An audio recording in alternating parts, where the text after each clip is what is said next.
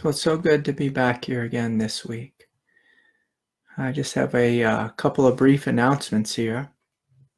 I have a retreat coming up, which I'm very excited about this April. So in about a month from now in San Diego, in Encinitas, California. I'll be having a retreat at the end of the month there. It is April 25th through the 29th. Basically, it's a Thursday through a Sunday. And I'm really looking forward to be offering this, to be traveling to California. We'll have a really nice time. It'll be a small, intimate retreat. And, I welcome you. So there's details on my website about that. If you'd like to join us, please do. Please do. Today is St. Patrick's Day, and while, a lot of people are out drinking or have been drinking last night and in celebration of St. Patrick, I like to just to ask, what is the wisdom of the saints? What was their lives like? Saints were holy women, holy men who came into this world, who dedicated their life, not to drinking, but rather to sharing the love of their hearts, the love of God. They dedicated their lives to service, to compassion, to truth, to great study of the scriptures and the Dharma. And they came here to share the wisdom of Christ. And so, most of us here on planet Earth, we're not going to be a saint, probably not. We have busy lives, and we have children and jobs and careers and this and that. But the beautiful thing about going on retreat is an opportunity, just to press the pause button on our life, to step back, and just to take the time to go fully inward. This is what the saints did. They just went inward, and they kept going deeper and deeper and deeper inward. And then eventually, they started to share this truth with their other brothers and sisters in the convent or the monastery, and then the churches and wherever they were.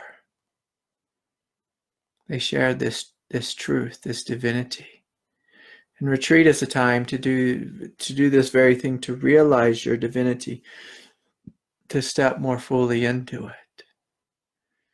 And so if you have the time and you can travel, I encourage you to make retreat practice a part of your spiritual life. It is so utterly profound. For me, it's had such a deep impact on my life.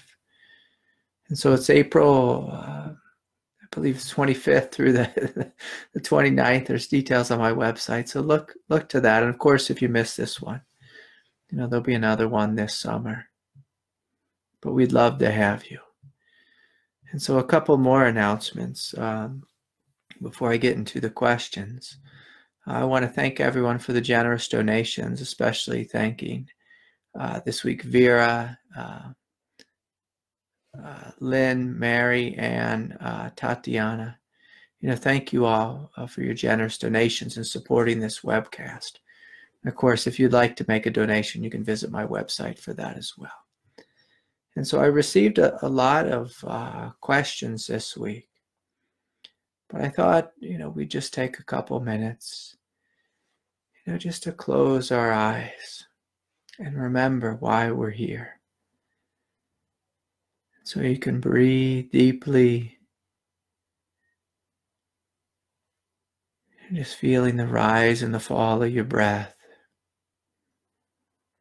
And I encourage you, just in the most gentle and humble way, to open your hearts to God, to open the crown chakra, just to invite this presence in, this heavenly presence. And so we're just breathing deeply, Giving yourself permission to notice the silence that's here right now.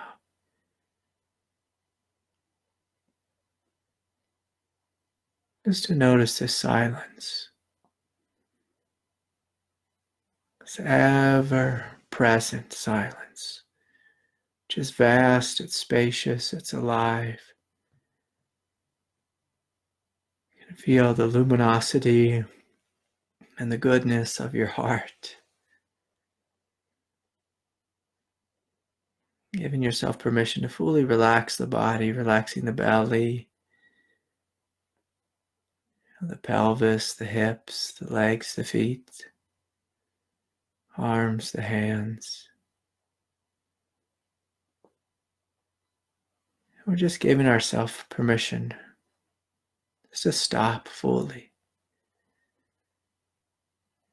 Again, so much of our day is just spent being busy. And especially if you have a phone in your hand, even if you have some silence. We tend to neurotically fill it through scrolling on the phone. So we're putting everything down. Just coming into this moment. You're feeling your innate goodness. This is first. And then we're opening to the grace of God, the grace of the divine. Inviting the Divine Mother to come, to flood your body, to wake up your true nature, to remind you of what you are. And so you may just notice this trickle of light just coming down through the crown chakra to the space of the third eye, relaxing the throat, and again opening the heart. Your job is simply to receive. Receive this grace, receive this love which is here.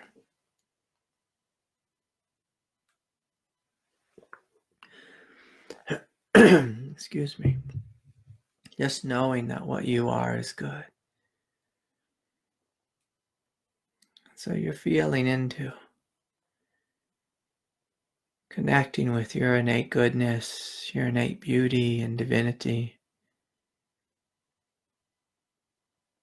For some of us, we have to just gently forgive ourselves for being human, for having a busy mind or judgmental mind, for carrying around pain from the past. And we're just giving ourselves permission to take some deep, full belly breaths and just breathe and let go. And say, it's okay. It's okay to let go. It's okay to be here fully. It's okay to give your life over to God. This is also what the great saints did. You know, in order for Patrick to become great, it wasn't based on his willpower, but rather on his ability to surrender to something greater than himself. And so we're just opening and breathing and letting go and saying, Lord, you lead me, you guide me. Help me to forgive myself and others. Help me to grow in love and compassion and light. Help me to be more fully honest. Lord, help me to listen to the voice of my true heart and not the voice of my ego, which is separating me from you and from your brothers and sisters here on planet Earth. Help me, Lord, to see that the kingdom of heaven is here, all about the earth.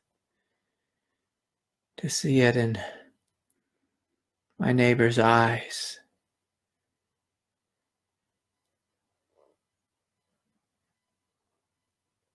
And so we're just breathing, feeling, and letting go.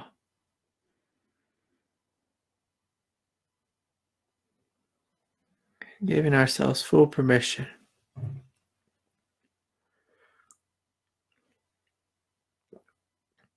just to say yes to this moment. Yes to this grace. Lord, you have your way with me. You lead me and guide me. Sometimes I get confused in this world.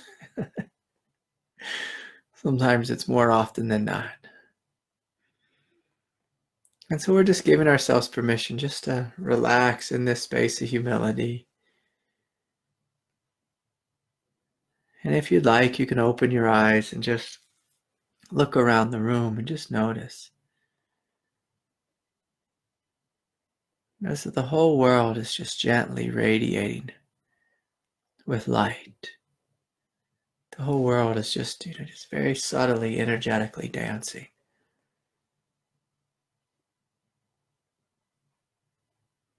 If we give ourselves permission to be slow, present, and undistracted, we start to see this everywhere. And this is what it means to be awake. We are present. We're feeling the spaciousness of our consciousness, the spaciousness of the room, the hugeness of the sky.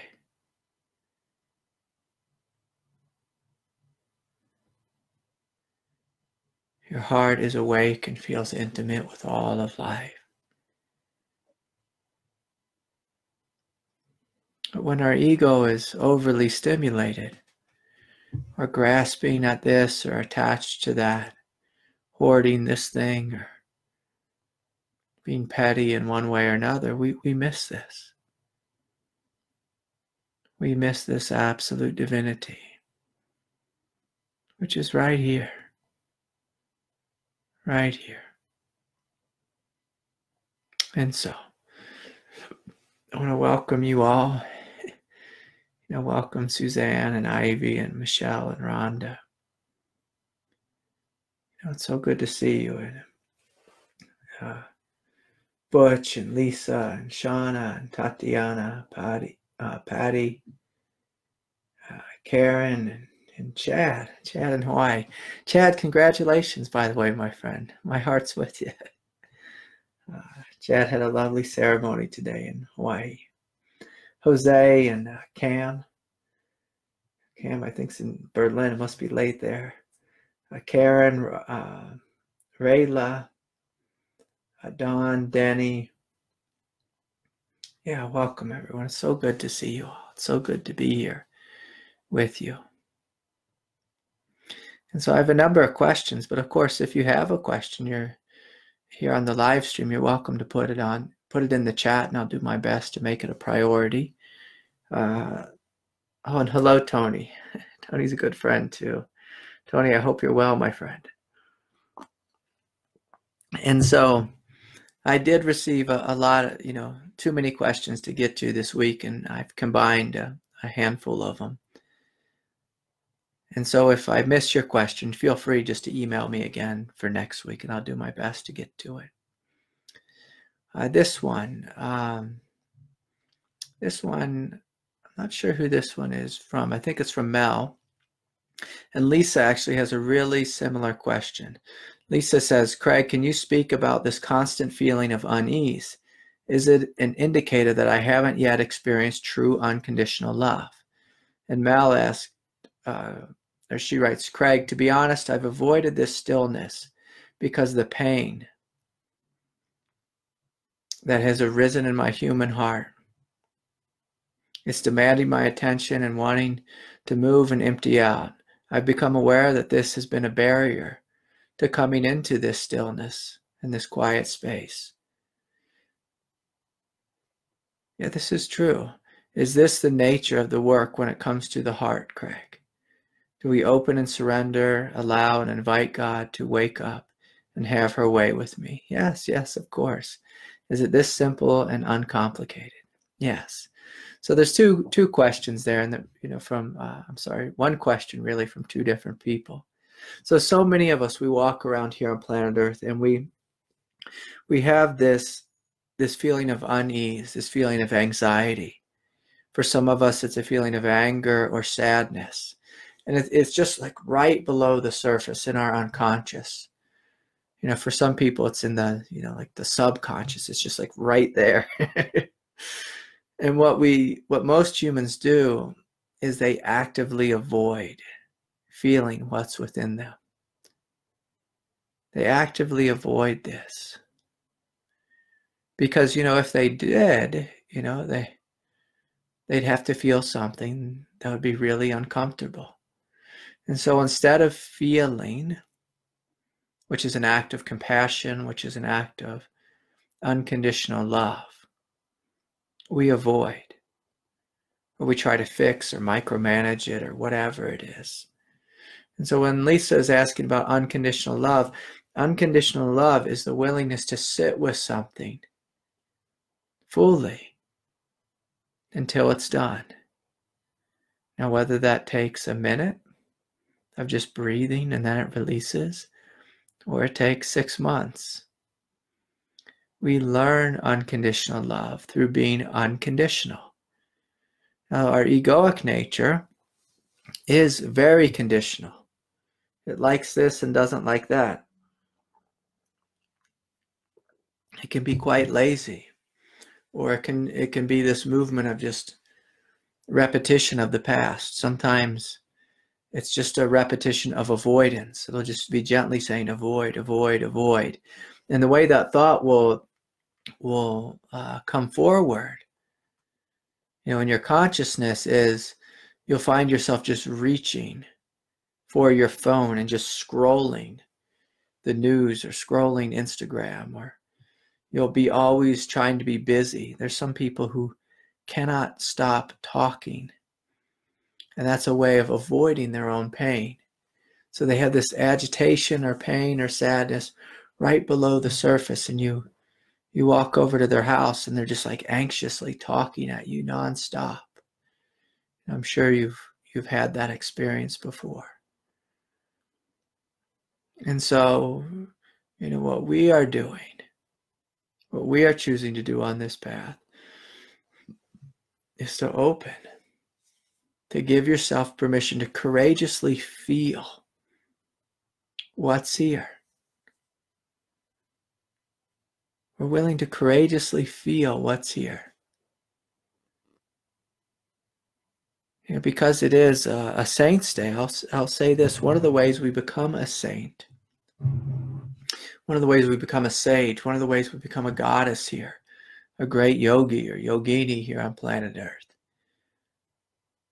is through a total willingness to feel everything.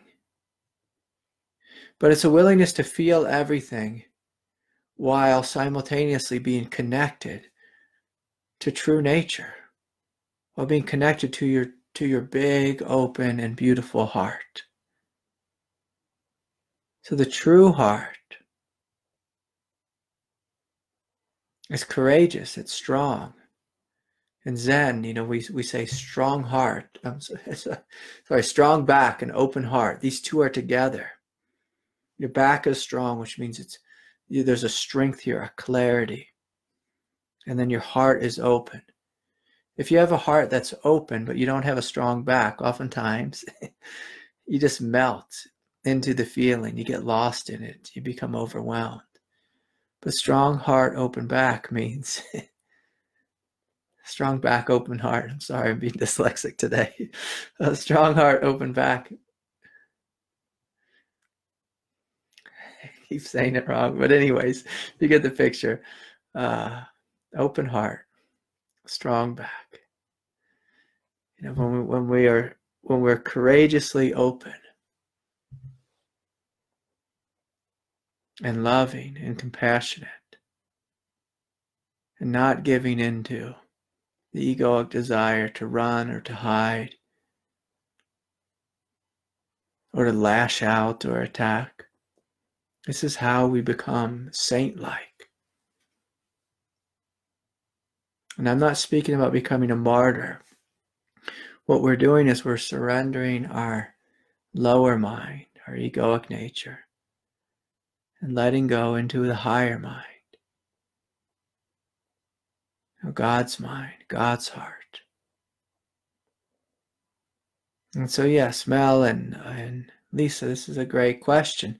This is something that most of us deal with each day. There's aspects of ourself. Aspects of ourself where we avoid the pain. But keep in mind, we cannot go into pain. We can't open to pain until we have first clarity. So sometimes having clarity and strength means we latch onto, we attach ourselves to the Dharma, we attach ourselves to the teachings. We have faith in Christ, we have faith in God. We latch onto, we become deeply connected to something greater than the pain. In order to forgive another, you must first discover that your heart is strong enough to forgive, it's strong enough to let go. That your heart, that the love within you, the presence within you, is greater than any hell here on planet Earth. And so we must connect to this first. This very simple yet radically powerful truth.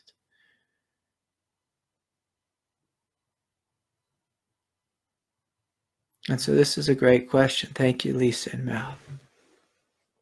We all know this. This is one of the things my teacher used to say to me. He said, Craig, there's one mind here on planet Earth. One human mind. And everyone has it.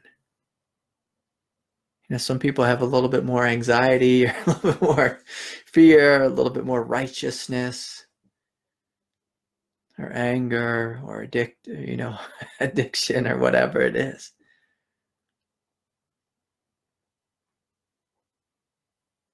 But each of us also has a beautiful heart, a divine heart. So it comes back to surrendering to the movement of the heart, the wisdom of the heart, the love of your heart, the clarity of your heart. And so yes.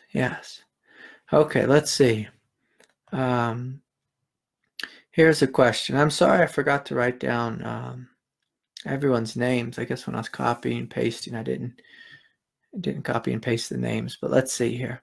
Craig, I have a question related to meditation and awareness. I do a lot of yoga and have a daily meditation practice. I notice that when I meditate, I feel the energy rising and experiences that may be described as third eye opening.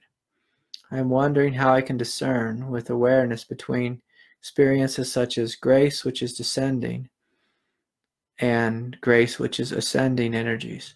Oh yeah, this is a good question, and let me break it down a little bit here. So there's many different ways we can experience our true nature. There's many different ways we can experience God. There's many different ways we can experience light. God can show up in so many different ways. She can show up as peace, as spaciousness, as stillness, as silence.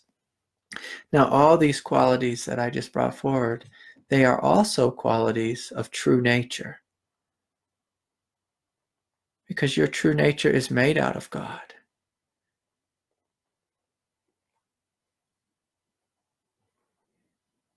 Your true nature is made of consciousness. Consciousness is God.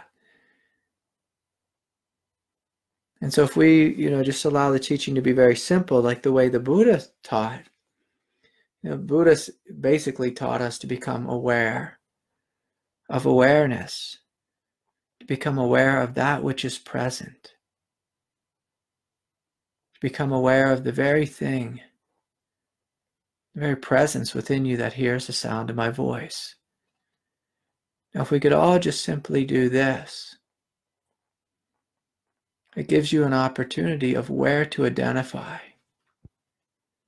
You can identify as your personality, your egoic nature, your age, your gender, your conditioning, your political party, your religious affiliation. And all these are the building blocks of self, of like the personal self, the human self, the egoic self. But what the Buddha said is, he said, all these things are transient, all these things are impermanent. I want to realize that which is, that which doesn't die. What's here that has no beginning and no end? And so he stopped looking to his personal self, his egoic self, his conditioning. He let go of all of that. And he just noticed, what's here? What's here that's silently, sorry, I'm dropping my prayer beads here. What's here that silently witnesses life? That hears the sound of the prayer beads hit the floor. What's here?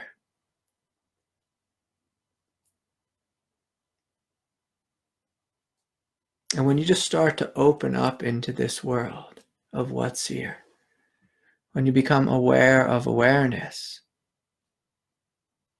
you begin to very quickly see that your human self is just like, it's like a mask, a costume. And there's something here that's infinite, that's timeless.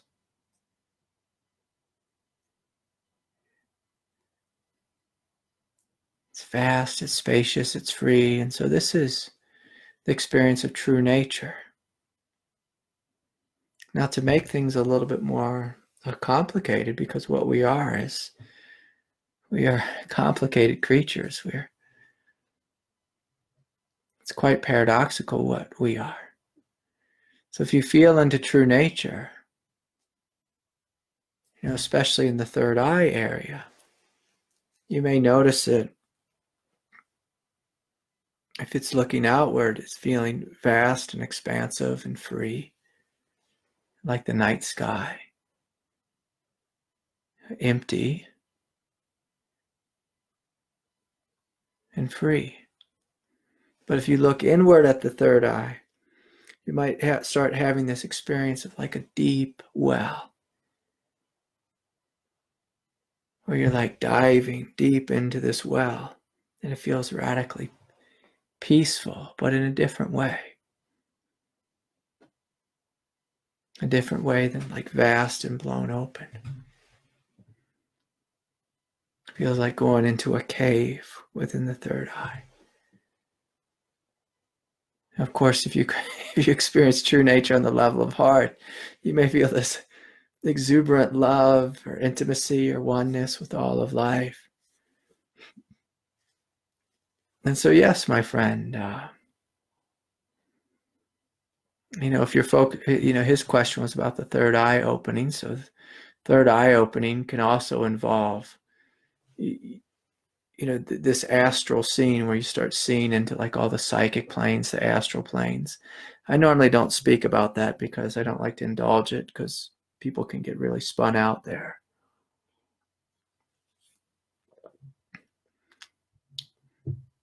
And so this is, just a couple different experiences we can have. And so I like to invite people just to first connect to true nature, to your presence, to that which is alive, that which you can feel, like here, radiating your body, your form. So you open to this, and you open to it in a way which is beyond your conditioned sense of self. Like, what's here that has no name, no gender, no age? What's here?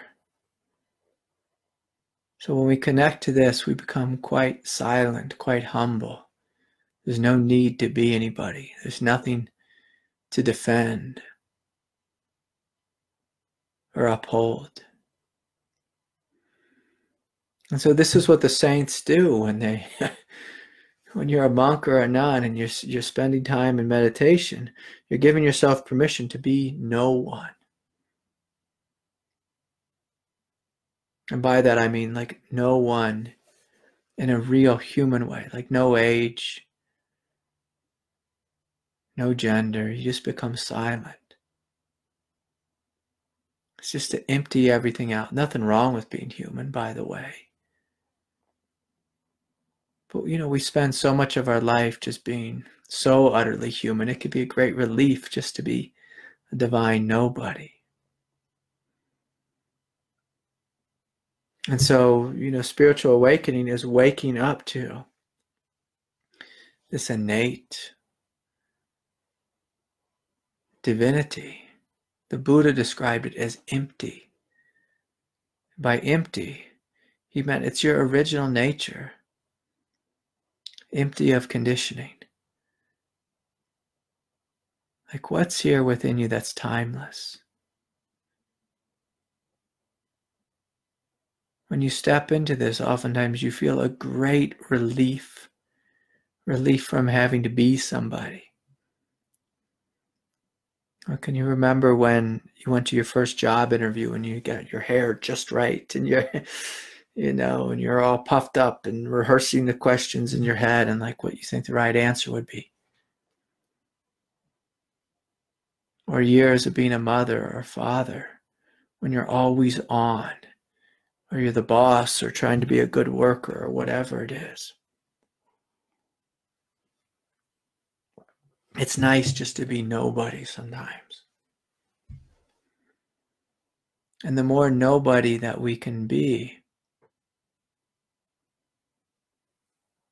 the more fully you can be your divine self. Because as the ego kind of fades away, as your personality fades away, there's this tremendous divinity that starts coming forward.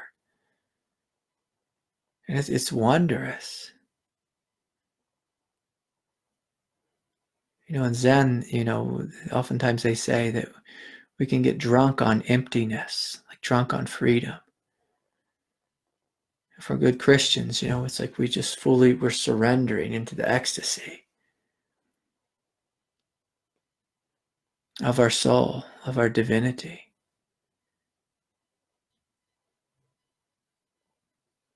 Giving ourselves permission to be empty before God. And so now, my friend, I'll speak about the ascending and descending energies. From this space of being empty and free, you can invite God to come down into you, to flood you with light, flood you with grace. And the more you open in this way, what you'll find is you just become a conduit of grace, a conduit of love, a conduit of something higher. So the Holy Spirit is coming down into you. And this evolutionary light is coming down into you. It's helping any aspects of your humanity to grow up, to wake up more fully, to become greater manifestations of divinity.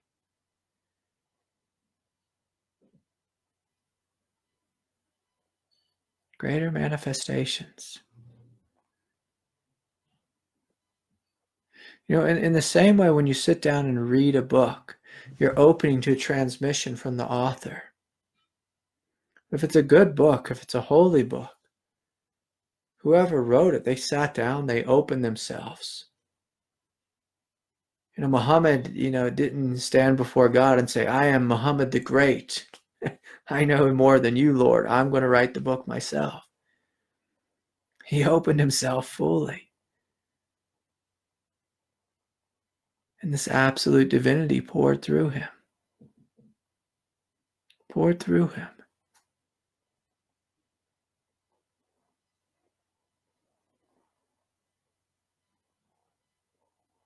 And so when we're open, we can receive.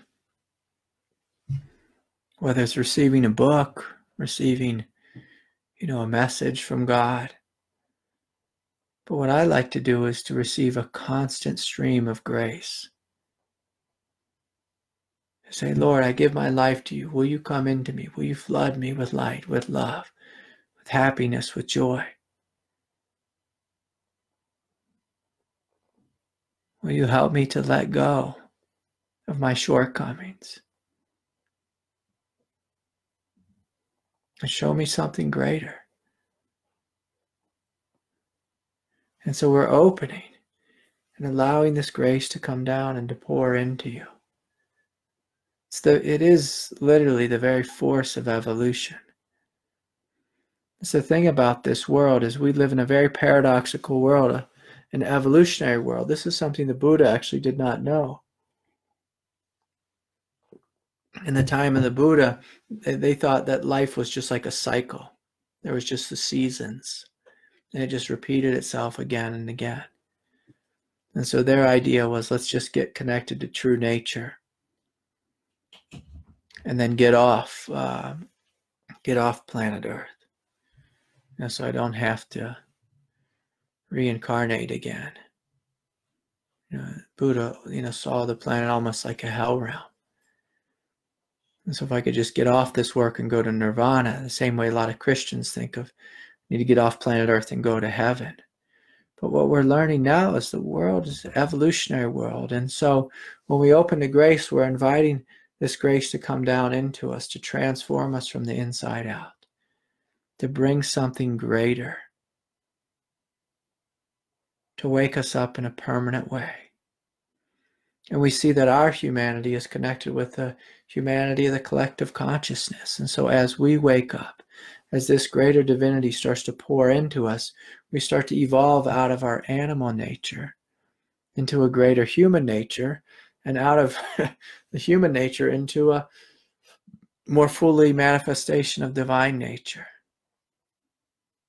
And so this is how I teach, my friend. I teach in a way that includes the absolute nature of God, which is already perfect. And then simultaneously, I'm inviting our evolutionary nature to be flooded with grace, to be flooded with light. And so there is a grace that comes down from heaven and can flood the body with a higher light than most of us have ever experienced. And it's always becoming lighter and lighter and lighter, like greater and greater and greater. And then also within planet Earth, within matter itself, is this seed of divinity. And as you invite Earth to wake up, as you invite matter to wake up, as you invite your form to wake up, you can start inviting this feeling of grace to come up from the earth below. And you'll feel it. You'll feel this warm energy just coming up through your feet, through your legs, into your pelvis. And so we're inviting this descending grace and this ascending grace. Sri Aurobindo was one of the first ones to speak about this because he had an evolutionary view. And he saw that buried deep within matter was a seed of divinity. It has to be, because everything's made of God. And so we're inviting matter to wake up, form to wake up. If it doesn't, our world will never change. And so we're inviting the world, we're inviting matter itself to become conscious. And, I don't want this to sound too new age. You just open and experience yourself and see what's here. See what comes. And so thank you for that question. Let's see. What other questions I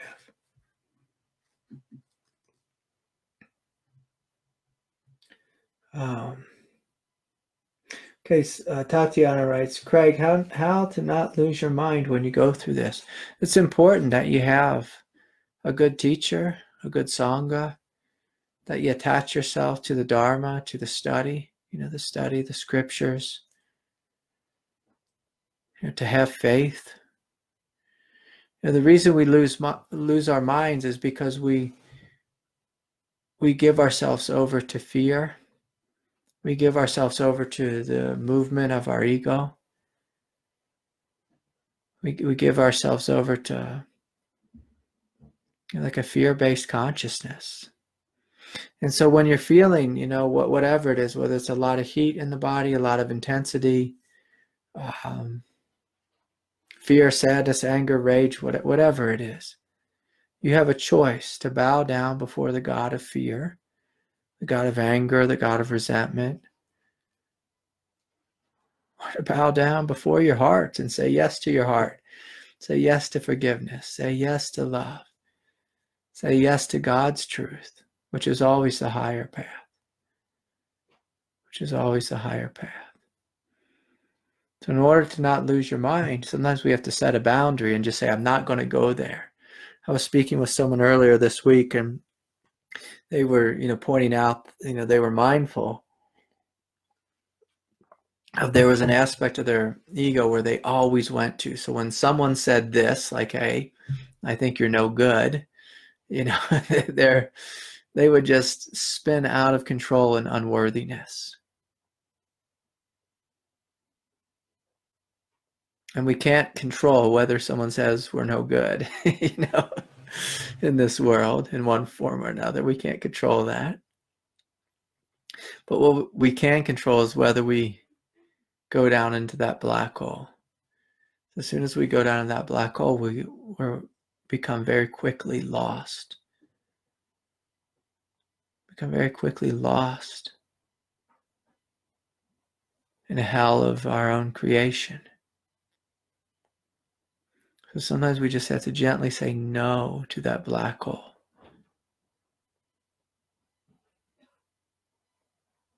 And then to take it a step deeper, can you say no to the black hole or to your habitual egoic tendencies, yet give yourself permission to feel whatever feeling is there? Some of us, we struggle with anger. And so when someone says, hey, can I help you out? Like, what the hell are you doing here? Can I steer you in the right direction? People say all these things that, could be thought of as polite, but really they're trying to steer us in the direction of their own agenda. And then we watch our anger come forward and we have a vision of punching them in the face or whatever it is. Can we sit with, can we not go down the black hole of punching them in the face? But can we sit with the feeling and say, gosh, I wonder why I got so upset by that. Wonder why I got so upset. What's happening within me that I'm getting so upset? What's here within me? And then from this space, can you take a deep breath and can you love that? Can you respond with love to your anger? Can you respond with compassion to your anger? Can you respond with truth and clarity?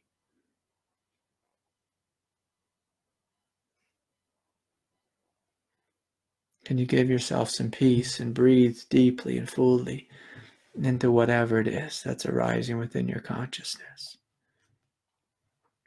And this is hard, it's difficult, being a human being here on planet Earth.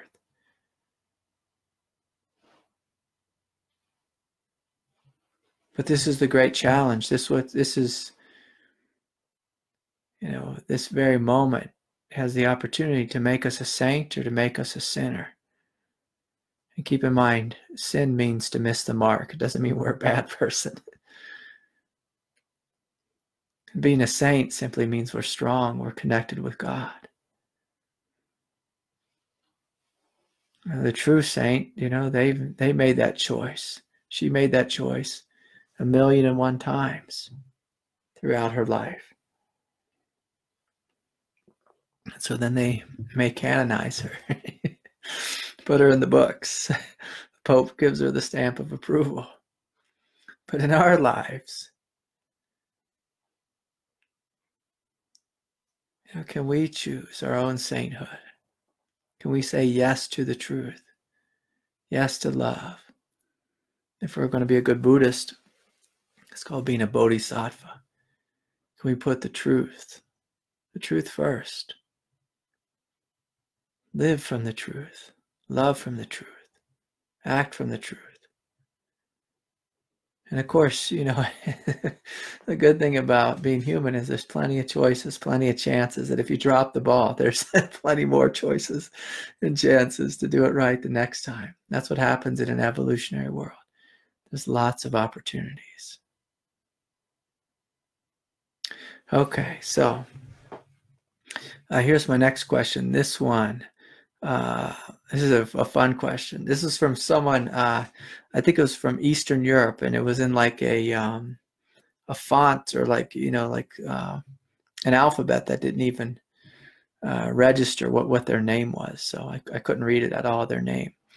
But this one says, Craig, I've been thinking lately, what is the point of manifestation in life? Boy, that's a big question. What's the point of manifestation in life? Is it for entertainment or does it have another purpose? What is the goal of this life? Yeah, that's for you to decide, my friend. Are you here simply to be entertained? I can remember I was at the Sri Aurobindo ashram in India, and actually right outside of it in this little satellite community called Auroville. And it was right on the beach. And, I was listening to this young man there who was speaking. He was sitting down, and we were all kind of having breakfast together. It was kind of like a hostel type atmosphere. And he was saying, the point of life is to, just to chase girls on the beach. I thought, okay, well, that could be the point of your life. But, for some of us, the point of our life is God realization. For some of us, it's to be a great mother, a great father. This is a question for your heart, my friend. I can't tell you what the point of life is. But again, it goes back to we all have 1,000,001 choices throughout our lifetime. When you act in accordance with love, your heart grows. You experience joy. You experience compassion. When you're kind to another, your heart grows. You feel good. You feel holy and divine. When you attack another, it just feels like hell within you. When you're resentful, it feels like hell. When you don't forgive, it feels like hell. And so what you'll notice is there's this natural intelligence in life that's steering us toward goodness, toward wholeness. The more loving you are, the better you feel. That's not a mistake. And it's not even, I don't like to think of it as a reward either. To me, that just shows you the direction of life, the intelligence of life. When you speak truthfully, you feel good inside. You feel empty, you feel clear, you feel free. When you speak untruth and you spread dishonesty or divisiveness, it feels like hell. Like if you're someone on cable news just arguing your political opinions, that's a hell realm. Literally a hell realm. You're just continually attacking others. That's a hell realm. Judging, fighting, or being attached or hoarding. And so we are wired. We are wired so that our heart lights up, that we feel better, we feel more joyous, more blissful when we speak the truth, when we act the truth, when we act in a loving way. I think this is the intelligence of God, the intelligence of our wiring. Helps us to discern what a meaningful life is. You just die with a bunch of toys.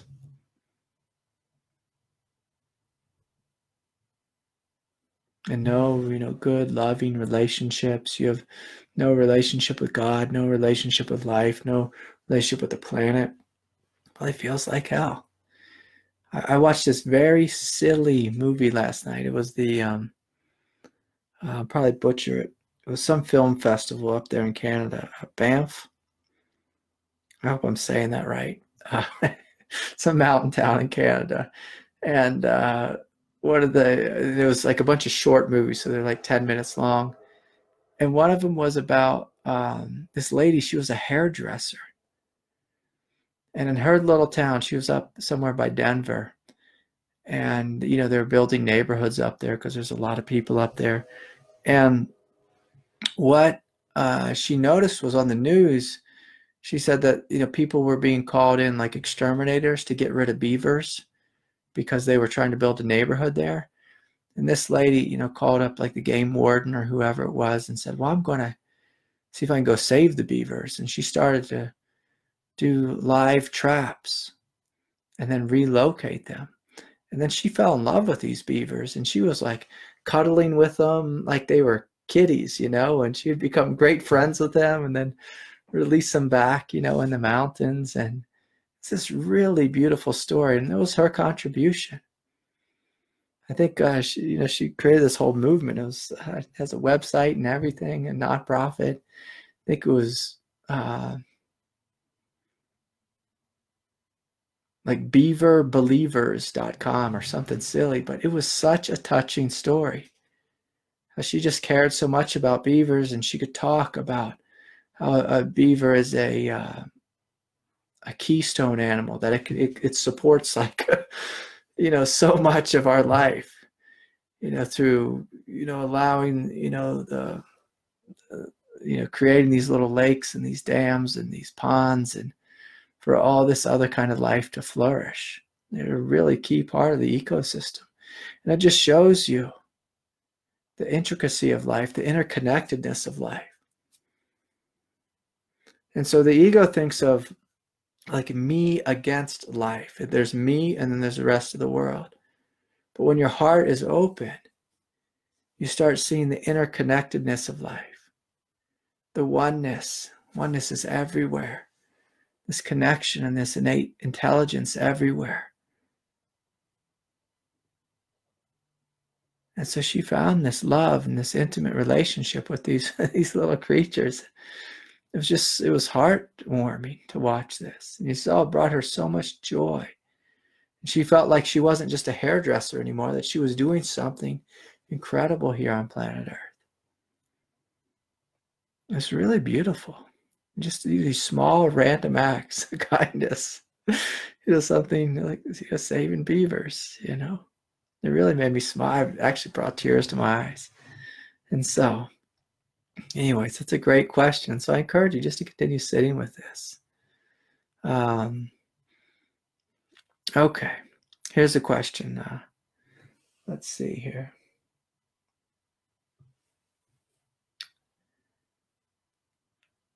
This one's from Lee. Just wondered whether I should bring my awareness to the energies or widen out into expansive awareness. Many thanks, from Lee. Yeah, Lee, that question is very similar to the one we had a couple questions back. Where should you focus awareness? I encourage you to allow awareness to be vast and spacious.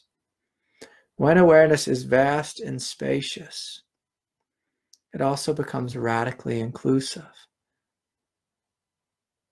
radically inclusive. So if we allow our awareness to always be vast, you will simultaneously notice the thoughts floating through your consciousness, the feelings that are floating through your body or arising in your body. You can receive this grace from above or this grace from below. Sometimes we're taught meditation just to say a mantra over and over again, to be one-pointed. And that's okay. You can do that as well. It's a funny thing is when you do a mantra and just you become one-pointed, if you start to notice your one-pointedness, it just starts to grow and expand. Now, if you're doing, like one-pointed awareness from ego, you'll feel really limited. You'll feel tight. You'll feel tense. It'll feel like hell. But if you're saying your mantra in a really relaxed, open way, you'll notice awareness will start to expand and become radically inclusive. And so I encourage people to get in touch with their true nature first and foremost. And then from this space, just to notice what energies are arising in the body. Do you feel tight and tense in your heart or in your belly? Do you feel this love and bliss coursing through your veins and through your meridians? Our experience can be so multidimensional. If we start off by being just vast and spacious. Vast and spacious. Now, some people, I'll use this word tonight, and because I've been talking about saints, some people can become like an idiot saint. An idiot saint is when you're just like drunk on emptiness. You become spacious, and you're just like lost in the clouds, kind of like a hippie. If you do that, that's a good phase to go through quickly. If you want to be masterful in the world, you need to know how to be vast and spacious, also exact and precise. What's happening in your body, what's arising within each of the 7 chakra centers.